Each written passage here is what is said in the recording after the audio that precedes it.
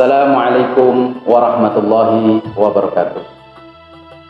Alhamdulillahirabbil alamin. Wassalatu wassalamu ala asyrafil anbiya'i wal mursalin. Sayyidina wa habibina wa maulana Muhammadin wa ala alihi wa sahbihi ajma'in. Amma ba'du. Pertama, marilah kita panjatkan puji syukur kehadirat Allah Subhanahu wa taala yang mana pada hari ini kita masih diberi sempat, masih diberi sehat oleh Allah Subhanahu wa taala sehingga kita bisa melakukan aktivitas pada hari ini. Yang kedua, sholawat serta salam mari kita haturkan kepada junjungan kita Nabi Agung Nabiullah Muhammad sallallahu alaihi wasallam yang kita nantikan syafaatnya besok pada hari kiamat. Karena jasa beliaulah kita bisa mengenal agama Islam. Anak-anakku yang saya cintai, di dalam Al-Quran Allah Subhanahu wa ta'ala menggambarkan tentang surga. Surga itu seperti apa? Surga banyak didambakan orang-orang yang beriman. Surga menjadi dambaan semua orang yang besok ketika sudah dipanggil oleh Allah Subhanahu wa ta'ala tujuannya adalah surga. Di dalam surat Muhammad dijelaskan bahwa di dalam surga itu terdapat beberapa sungai. Di antaranya adalah sungai yang mengalir airnya jernih, yang rasanya tidak berubah. Kemudian ada lagi sungai yang mengalir air susu. Di situ air susunya tidak berubah rasa dan tidak berubah warna. Rasanya sangat nikmat, sangat lezat. Kemudian ada juga sungai khamr, yang mana sungai khamr ini kenikmatannya, kelezatannya sangat luar biasa. Beda dengan khamr yang ada di dunia yang dilarang oleh agama Islam. Anak-anakku yang saya cintai, ada 4 golongan orang yang tidak akan mencium baunya surga. Apa itu anak-anak? Yang pertama adalah orang yang kikir atau orang yang pelit. Orang yang kikir atau orang yang pelit ini tidak akan mencium baunya surga.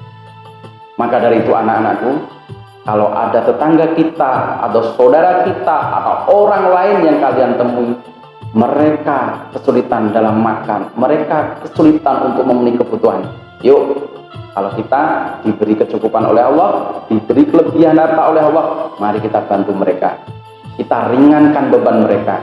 Jangan sampai kita menjadi orang yang kikir atau orang yang pelit yang nantinya kita akan dijauhkan oleh Allah Subhanahu wa taala dari baunya surga. Yang kedua adalah orang yang tidak ikhlas ketika memberi. Contohnya kita misalkan membantu pembangunan masjid atau membantu panti asuhan atau membantu tempat yatim piatu atau membantu orang yatim piatu. Nah, kita sudah membantu, tapi kita di belakang mengatakan kepada orang lain, kemarin aku sudah membantu masjid, kemarin aku sudah membantu anak yatim piatu, kemarin aku sudah membantu panti asuhan. Orang yang seperti ini berarti orangnya tidak ikhlas. Kalau ikhlas tidak akan disampaikan ke orang lain, hanya dirinya yang tahu dan Allah Subhanahu wa taala yang tahu. Itu orang yang tidak ikhlas dalam memberi atau memberi pertolongan kepada orang lain, termasuk orang yang tidak akan mencium baunya surganya Allah Subhanahu wa taala. Golongan yang ketiga adalah orang yang suka minum khamr. Nah, orang yang minum khamr ini beda dengan yang tadi yang Pak Fauzan sampaikan, khamr yang ada, sungai khamr yang ada di surga. Nah, khamr yang ada di dunia ini khamr yang memabukkan, yang dilarang oleh agama. Nah, orang yang minum khamr ini besok juga tidak akan mencium baunya surga, karena dari kecil ya, sampai minum khamr, sampai sudah tua, sudah mau meninggal kok masih minum khamr. Nah, orang seperti ini orang yang tidak akan mencium baunya surganya Allah Subhanahu wa taala.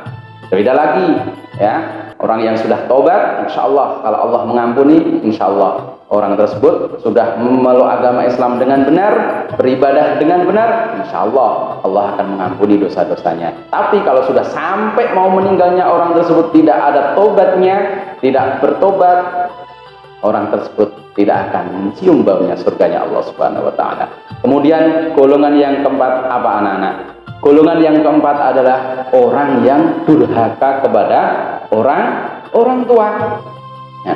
Orang yang durhaka kepada orang tua, misalkan ketika disuruh dimintai bantuan orang tua tidak mau, dimintai pertolongan orang tua tidak mau, giliran dimintai tolong orang lain malah segera melaksanakan. Nah, ini jangan sampai anak-anakku semuanya. Kita sama orang tua harus taat dan patuh. Kita sama orang tua harus cinta, harus sayang, karena berkat orang tua, jasa orang tua kita bisa seperti ini.